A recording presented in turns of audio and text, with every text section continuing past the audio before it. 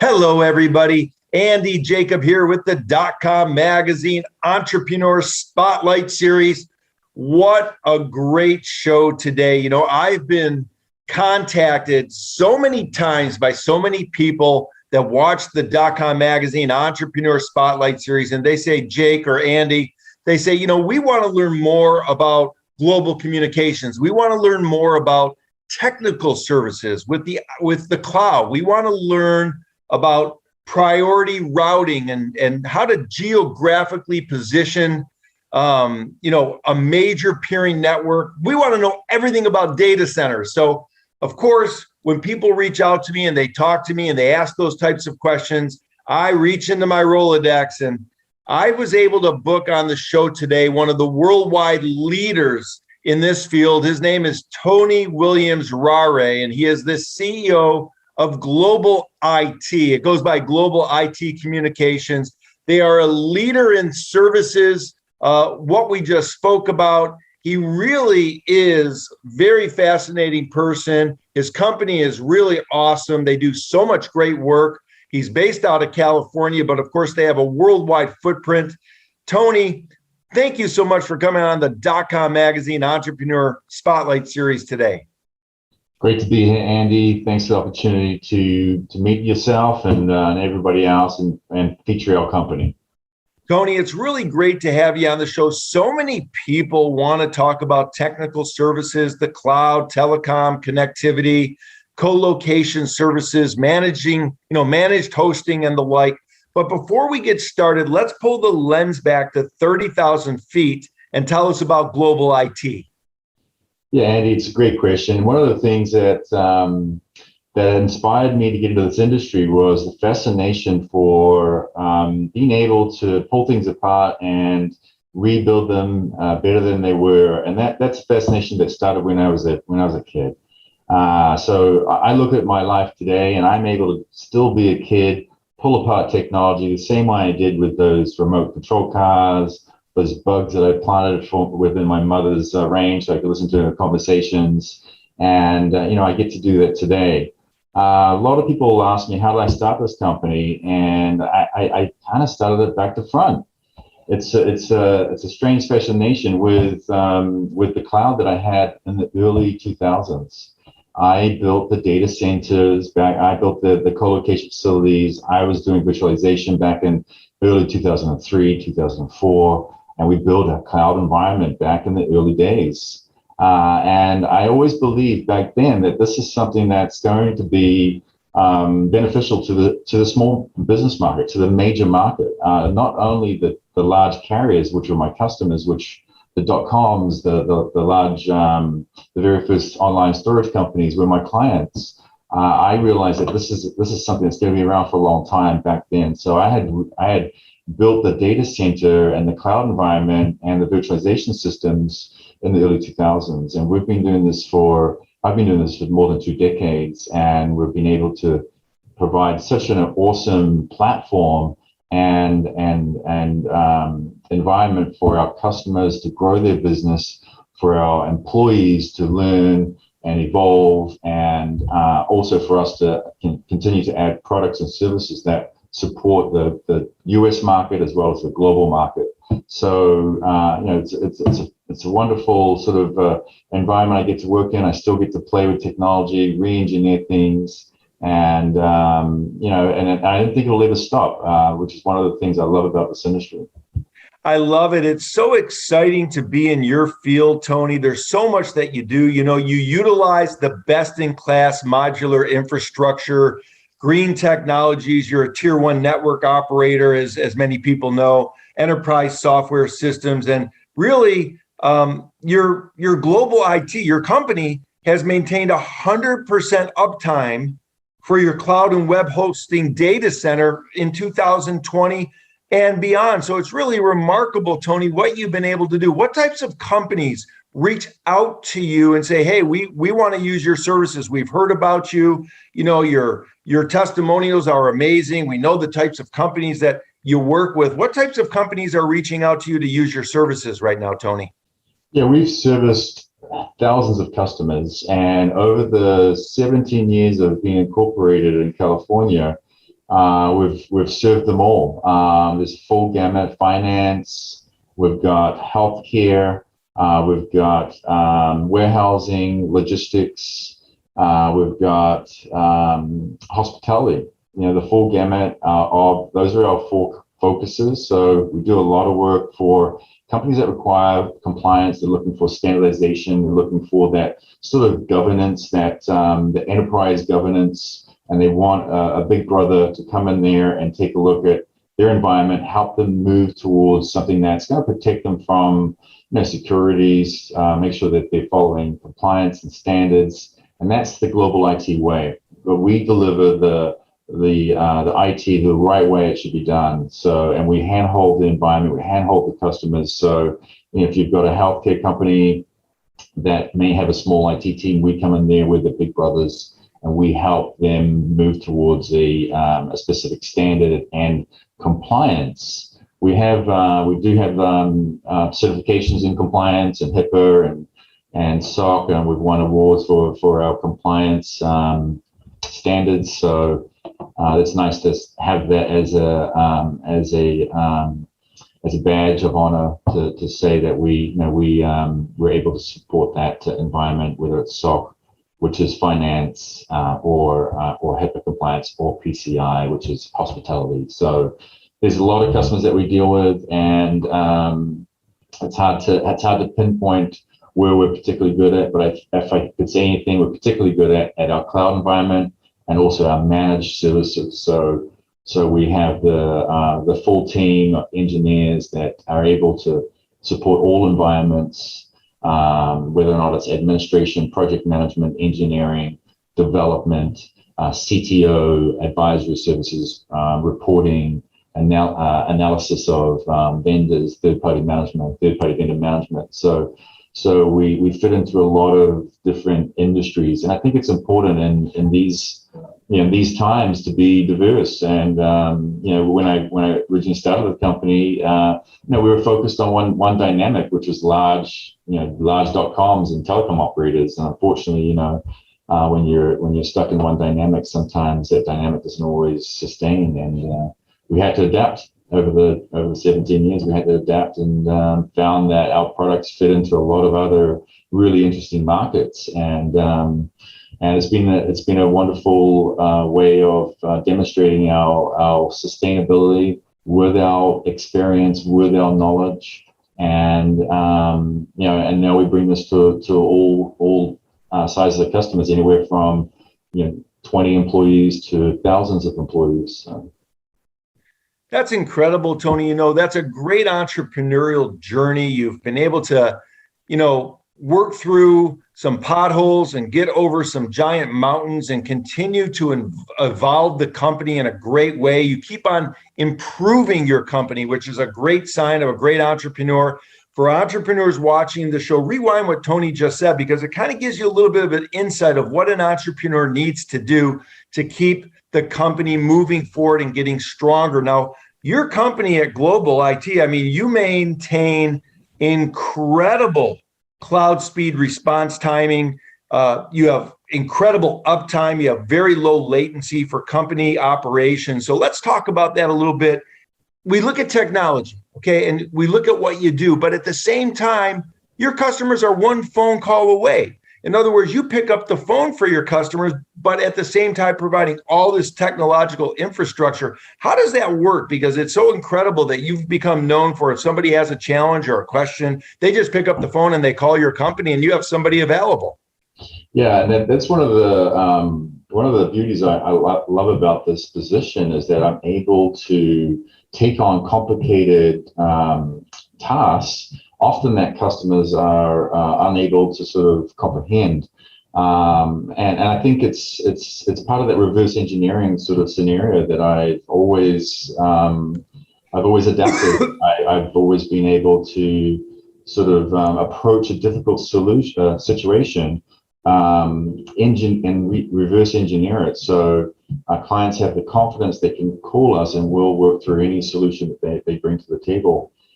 We've walked into environments where they have 5 IT guys and they're unable to resolve a security issue.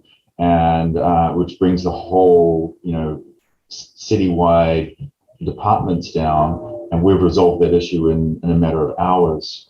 Often with unsung heroes, but it's really fun being able to bring the resources and experience that we have developed and evolved over the years. And I think that comes from, the early days, the early 2000s, .coms, dealing with the security issues back then, being aware of virtualization and where it's moving, and making good decisions as far as our carriers that we're partnering with, our co-location facilities that we're partnering with, but also the software and the systems that we're using as well. Making sure that that's something that's sustainable, not just going to be something where we're dependent on another vendor. We like to maintain control of systems, and if we are dependent on a vendor, we do have redundancies, and that's the way that we've sort of ran our business.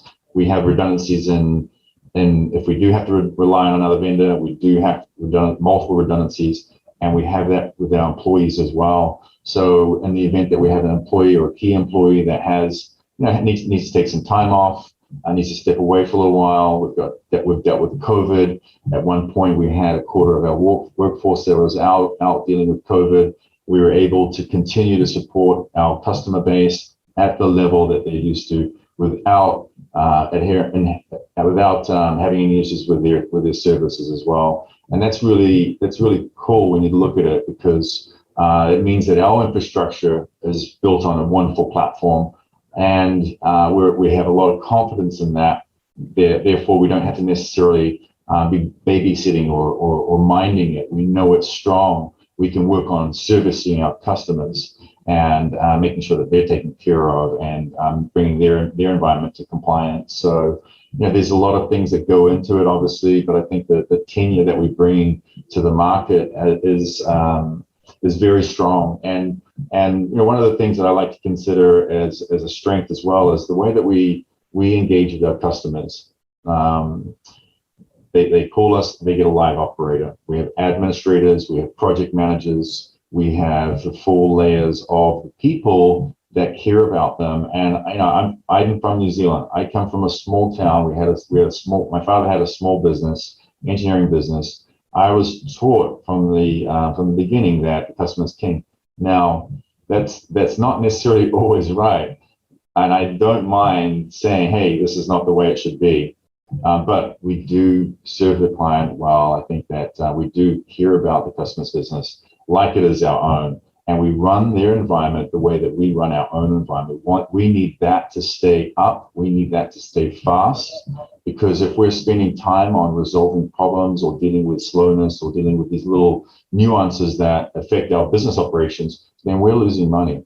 And I find that we're more profitable. Customers are more profitable when we're spending less time on their business. So we make sure that we're proactively engaging with their technology, engaging with their team, making sure that we're on top of these things, making sure that we're protecting them from security levels, compliance, systems, and steering them in a direction that's sustainable for the future, for their future goal, for this future growth. So that's a fun part of our business. I love to innovate. I love to deal with difficult scenarios, and I furthered my education in that area too, so that it helps me continue to evolve and learn and be good at what I do.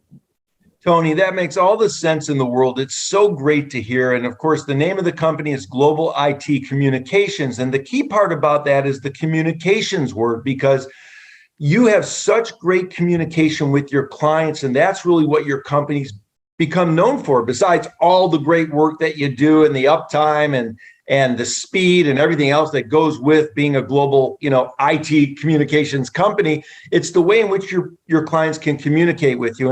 And part of the key to that with your company, from all the reviews and all the stellar awards that you've won, is the way in which your staff has committed to making global IT one of the worldwide leaders, Tony. So let's talk about your staff a little bit. What is it about the staff that you have at the company that makes them such a great team and win so many awards and have so many people talking about what a great job they do with the infrastructure?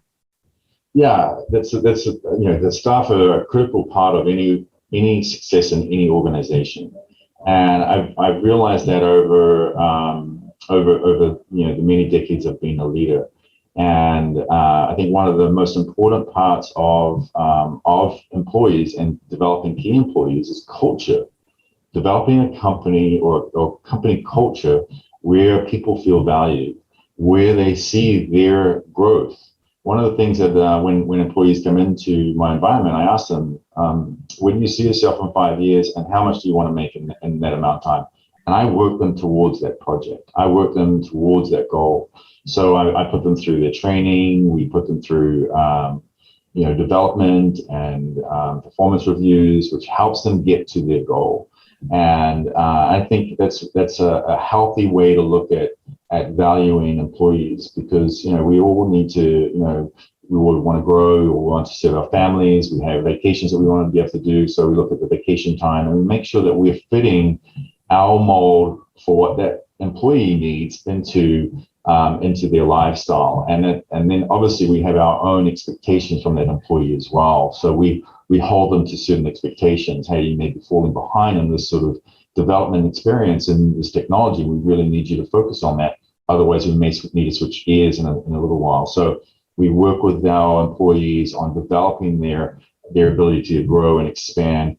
And one employee will come in here for 1 year. He won't be doing that job, that same job over and over. He will evolve. We'll expect him to evolve because we'll need him to train somebody else in that position. So it adds a lot of value to their role, being in a position where they can see their growth. They're continuing to increase their pay, and we like to really try to take care of them. Plus, we have great benefits. We do the 401ks. We've got great all the things that we can offer to the employees. We are a tech company, so we're fortunately be able to give those things back to our employees. Plus, I also like to hire local. I like to hire people that are relatively close to the office. We have an office in downtown. We have an office in Santa Monica, and in where I am at the moment in Whittier. And there's a great benefit to employees when you have a 5-minute or a 10-minute or a 30-minute drive to work.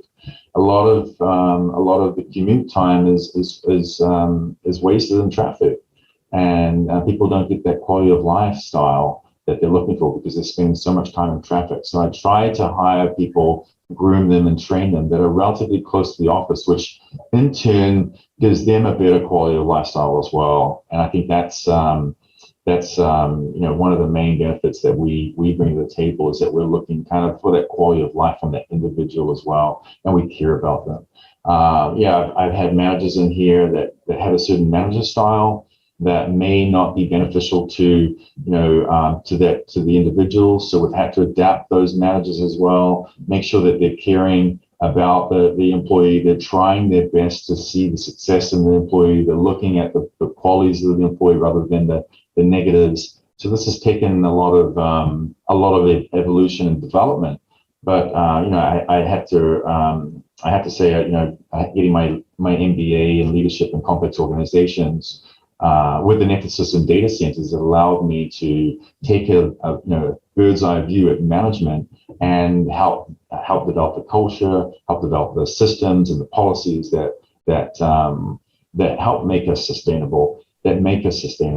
Because when we lose an employee, we lose knowledge, and we have to retrain that individual, and that's something that every company has to unfortunately deal with.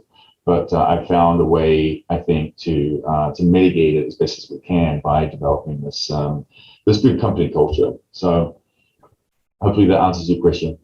That's great, Tony. It starts at the top. The company culture always starts at the top. And, global IT, you have an edge over the competition by providing unbeatable performance and, of course, service. And that is because of the great team that you've been able to hire and assemble throughout the years. And, you're industry agnostic and you strictly adhere to compliance and standards for business and all the businesses. And what makes it so fascinating to me from an entrepreneurial standpoint is how you've been able to mix the technology with the people and the service, because so many people in the technological field, they don't really understand the importance of really how important it is to be there for the clients and to do things for the clients. And along your journey, it seems like you've built this platform and this infrastructure to really put your clients first. And that's why you've built such a great reputation at the company. So where does that come from? Does that come from something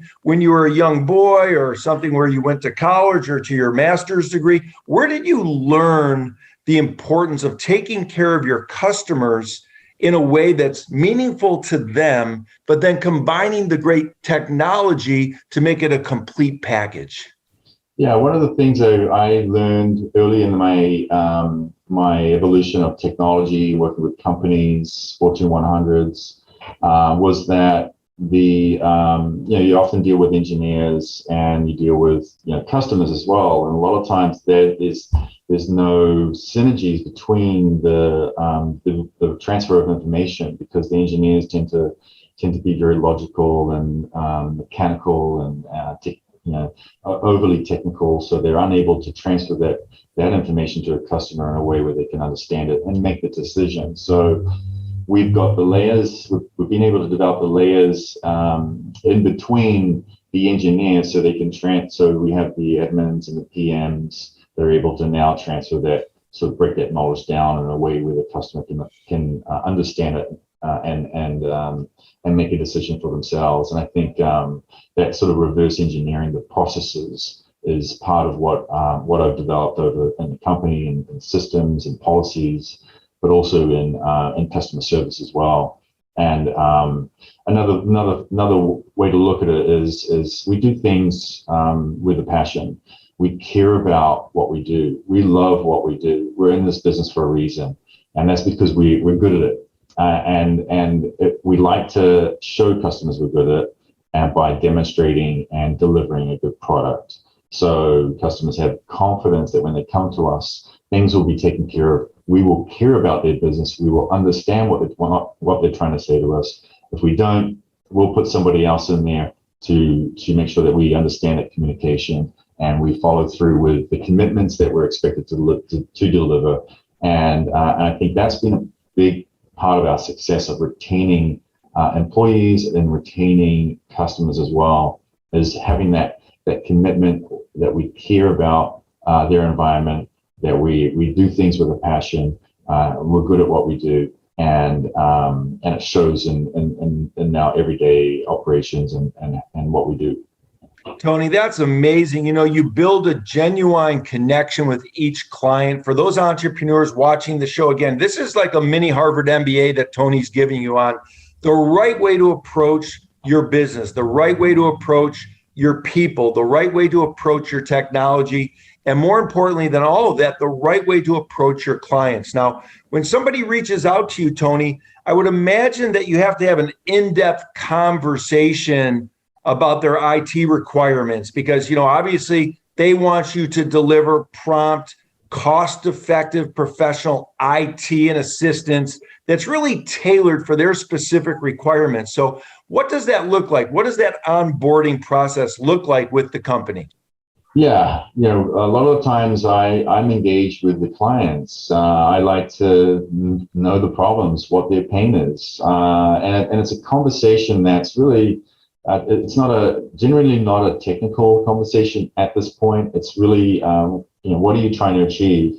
What are some of the problems? I'm trying to understand from a bird's eye view what they're seeing, and from there, then we start to engage with the customer technically, where I'll bring the specific engineers into the equation that have experience with that customer's environment or support issues. So we'll bring the team. I'll form the team. I'll bring in either network security or software or systems or virtualization or PMs or admins that have experience with what the customer is going through. We'll engage with the customer on a technical level, start to understand their environment, and then we'll be able to quote it out to them, usually in a form of a digital quote where they're able to approve it. And once they approve it, we rock and roll. We step up and do the onboarding process we have a detailed form that we go through, making sure that we're completing that as we engage with the customer. And then generally within a week or two, it could be longer depending on the environment, that customer's onboarded. We'll apply a team dedicated to that, provide customer with expectations, a map of what's going to happen, and then execute. Yeah, that's great, Tony. And of course, after you do the onboarding, you have a 24/7 tracking and support service for your clients, which is amazing, where your system can recognize possible issues before they even happen. And if if you do recognize those issues, then of course you fix them, or you're just a phone call or a chat option away to your clients. So that's another great way to make your clients completely happy, because your clients, once they do business with you, what they really want to do is they want to go about their business. They want you to do your thing to make sure everything's working right. And then they want to be able to do their business, sleeping well at night, knowing that what they're doing with global IT is handled with the best of kit gloves and professionalism, which it is. Now, Tony, I know that we've only cut out a certain amount of time today, and thank you so much for coming on the show. So many people have reached out to me and said, hey, bring out somebody who's, a technical services cloud expert and a company that does a great job for their clients. But let's turn to entrepreneurship. Tony, we have younger entrepreneurs that watch the show, and they may be saying to themselves, wow, Tony's built a great company. He's got worldwide clients. They do such a great job. He's right in the middle of it. He understands that leadership starts at the top. He's got great people that work for him. He's got a great technological platform. And of course, he cares about his clients. So it's a complete package. But the younger entrepreneurs, Tony, maybe they're facing a roadblock in their journey. Maybe they hit a pothole. Maybe they have a mountain that looks too big to climb, or maybe they freeze in the frame and they don't know what to do because they're an entrepreneur that hasn't experienced some potholes in the road. So maybe you could give some advice or some motivation to those entrepreneurs watching the show that maybe need to get through that pothole so they come out the other end smelling great and having a wonderful company after they get through the pothole. Yeah. We've all gone through that, particularly as starting as a small business, privately funded by myself. I've certainly gone through those potholes. We've gone through a couple of recessions, and through those times, you kind of have to have that real discussion with yourself. Are you doing the right thing? Does this feel right? Is my product good? Can I do any better? And if you come out with the right answers, you can often steer through those difficult times, because a lot of people go through them. A lot of organizations, go through those little hurdles, but through those hurdles, you'll also learn something about yourself, and that is often resilience. And you're able to, work through these difficult times. Then you're able to sustain difficult times in the future, and then becomes no fear. You'll have a lot more confidence in your decision making. You'll have a lot more confidence in your skill sets because you believe in yourself. And I think a lot of times we're questioned or challenged because of different situations that we cannot control, economic downturns, technology disasters, or COVID, or epidemics that affect the world. A lot of organizations are affected. And I think no matter what situation you deal with, if you look at ways where you can potentially benefit from this opportunity, whether or not it's a learning, redesigning the way you do things so they become more efficient, maybe adapting your team so they become more synergized and they're working towards an equal goal as a team, or perhaps innovating another product that can tap into a new market that's easy for you to tap into because it's an easy transition. And these are sorts of decisions that have helped me steer through these times, and also remain energized and enthusiastic and passionate about what I do, because I get to play in this wonderful world of technology, and I can continue to evolve and develop and innovate, and work with employees and team members, work with customers and engage with them and find ways where we can help improve their operations or improve their lifestyle or improve our technology platform, which serves more customers. And at the end of the day, it's not about for me, it's not about the building the company up and having this massive company. For me, it's about having fun. I like to enjoy what I do, And if I enjoy what I do, I'll do a great job at it. And I think it's about being the best that you can at what you do. And I've still always got things to learn. I'll always be learning. I'll always be challenging myself. So every year I'm doing some sort of certification or learning a new language or just challenging myself, because I think it's important to continue to evolve. And I think if we just stay in one place and rely on the same system, then we're looking at potentially a weakness in our business and our business opportunities. So always be evolving, always be asking yourself, am I doing enough? And that's something that I ask my employees as well when they're engaging with difficult situations. Are you doing enough in this scenario? Have we done the best that we can? And if you ask those questions and you're honest with yourself, you'll be able to work through anything. Tony, that's great advice. I read so many books, and I know our entrepreneurs watching the show read many books, and they watch podcasts and things like that.